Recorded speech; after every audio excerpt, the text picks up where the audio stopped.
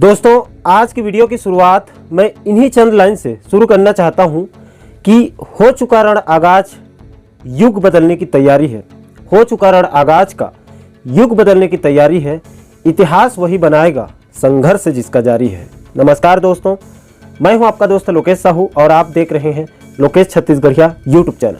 दोस्तों, जैसे कि आप सभी साथियों को पता है, इस वक्त प्रदेश के स्कूल शिक्षा विभाग में लगभग 40,000 शिक्षकों की पदोन्नति प्रक्रिया चल रही है और इसमें विवाद या फिर विभाग की लापरवाही या फिर आप सरकार की कुटिल नीति के चलते कोर्ट केस लगा, ये भी मान सकते हैं।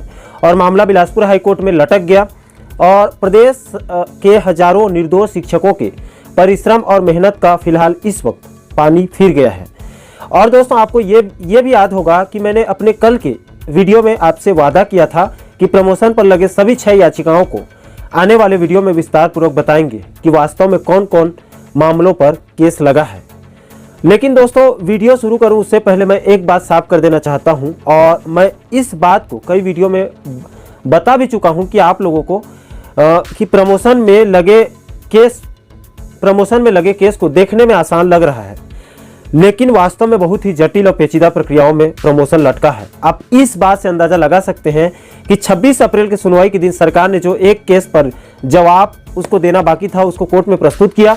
आप इसी बात से अंदाजा लगा सकते हैं कि बड़े बड़े वकीलों के द्वारा उस जवाब को समझने में पसीना निकल गया और उन्होंने 10 मई तक रिजॉइंडर मांगा था और फिर 10 मई को सुनवाई रखी गई थी और आज 18 मई हो जाने के बाद भी उस जवाब का कोई अता पता नहीं है।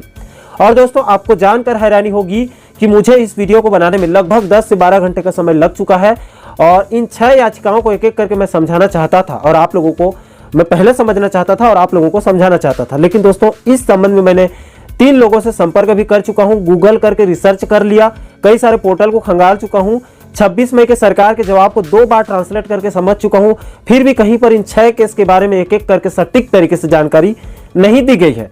इसीलिए दोस्तों, मेरे पास शिक्षक प्रमोशन को लेकर जितनी जानकारी इकट्ठी हो पाई है उन सबको आपको इस वीडियो में ईमानदारी से विस्तार पूर्वक समझाने की कोशिश करूंगा। इसीलिए दोस्तों, प्रमोशन पर लगे सभी केस को इस वीडियो में समझना या समझाना मुश्किल है, इसीलिए बहुत जल्द इसका सेकेंड पार्ट आप लोगों के लिए लाऊंगा और उसमें बचे हुए सभी जानकारी को विस्तार पूर्वक समझाने की कोशिश करूंगा। लेकिन दोस्तों, उससे पहले इस वक्त जितनी जानकारी उपलब्ध है उसको पहले इस वीडियो में समझ लेते हैं। दोस्तों, सबसे पहले आप देख लीजिए कि इन 6 याचिकाओं पर केस लगा हुआ है, लेकिन प्राचार्य के पद पर एक अन्य व्यक्ति ने केस लगा रखा है। आपको बाद में उसको बताऊंगा। दोस्तों, सबसे पहले वाले मैटर को समझ लेते हैं। साथियों, पहला मैटर यह है कि शिक्षा कर्मियों के लिए 2010 में विभाग के द्वारा एक प्रावधान लागू किया गया था कि वो समिति परीक्षा देकर मिडिल स्कूल के हेडमास्टर बन सकते हैं और कई सारे शिक्षा कर्मियों ने विभागीय परीक्षा देकर हेडमास्टर बन भी गए हैं, जिन्हें ई कैडर शिक्षक कहा गया। बाकी शिक्षक शिक्षा कर्मी बने रहे। बाद में साल 2018 में राज्य सरकार ने एक नीतिगत निर्णय लेते हुए शिक्षा कर्मियों का संविलियन कर दिया, जिन्हें एलबी शिक्षक कहा गया। और दोस्तों, मौजूदा प्रमोशन प्रक्रिया में राज्य सरकार ने नोटिफाई किया कि ई कैडर और एलबी कैडर से 50-50% पद प्रमोशन से भरे जाएंगे। चूंकि ई कैडर वालों की पोस्टिंग 2010 में हुई थी, जबकि एलबी कैडर 2010 में शिक्षा विभाग में आए और विभाग के नियम के मुताबिक प्रमोशन हर 5 साल में होना है। लिहाजा ई कैडर के शिक्षकों ने इसे 2 ग्राउंड में चैलेंज कर दिया है और इसी याचिका पर सुनवाई करते हुए कोर्ट ने प्रमोशन की प्रक्रिया पर आगामी आदेश तक रोक लगा दी है। वहीं राज्य सरकार से इस मामले में जवाब भी मांगा था और हाई कोर्ट के इस निर्देश के बाद मिडिल स्कूल हेडमास्टर और लेक्चरर में होने वाली प्रमोशन प्रक्रिया पर रोक लगा दी गई है।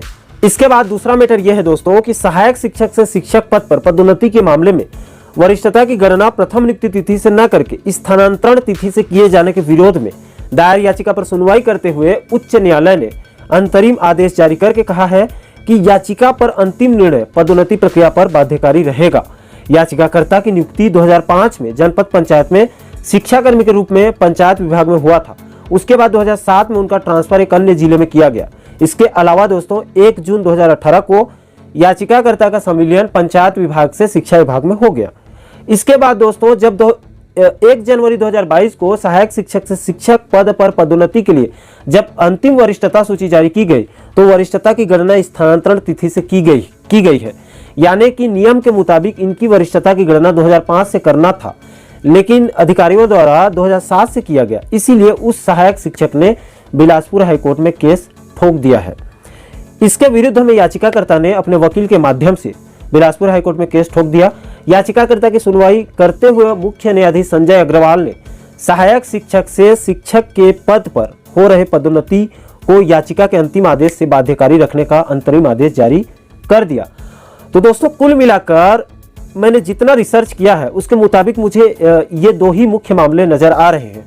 और आप विभाग के द्वारा जो जवाब प्रस्तुत किया गया है 26 अप्रैल को कोर्ट में, उसमें भी इस बात को कहा गया है, यानी कि इसका एक ही मतलब है कि या तो ये सभी 6 केस इन दो ही मामलों के इर्द गिर्द घूमेंगी या फिर कहानी कुछ और है।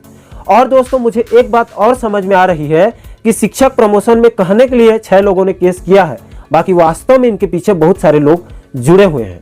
इसके अलावा दोस्तों, एक और जानकारी दे दूं कि प्राचार्य पद पर भी स्टे लगा था, लेकिन बिलासपुर हाईकोर्ट ने 30 मार्च के सुनवाई के दिन प्राचार्य पद से स्टे को हटा दिया था।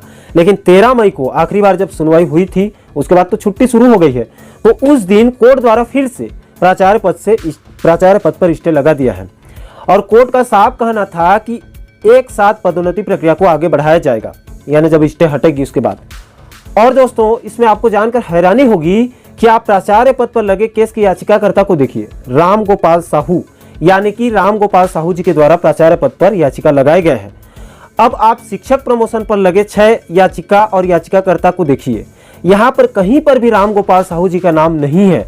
और इसी को मैं आपको वीडियो के शुरुआत में ही समझा रहा हूँ कि शिक्षक प्रमोशन को समझना इतना आसान नहीं है, बहुत ही जटिल और पेचीदा प्रक्रिया में लटका हुआ है, या फिर सरकार के नुमाइंदों द्वारा सोची समझी रणनीति के तहत इसको फंसाया गया है।